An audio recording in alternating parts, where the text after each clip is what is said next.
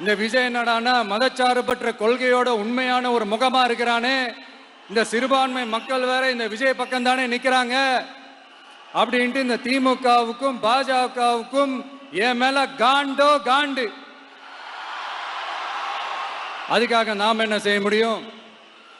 இந்த 33 வருஷமா ஒவ்வொரு வீட்டுக்குள்ளேயும் ஒவ்வொரு மனசுக்குள்ளேயும் போறதுக்கு நாம் பட்ட பாடு எனக்கு தானே தெரியும். அதனாலதான் நான் முன்னாடியே சொன்ன மாதிரி கட்சி ஆரம்பிச்சுட்டு ஒவ்வொரு வீட்டுக்குள்ளேயும் நான் போல, ஒவ்வொரு வீட்டுக்குள்ளேயும் போனதுக்கு அப்புறம் தான் கட்சியாவே ஆரம்பிச்சிருக்கிறேன்.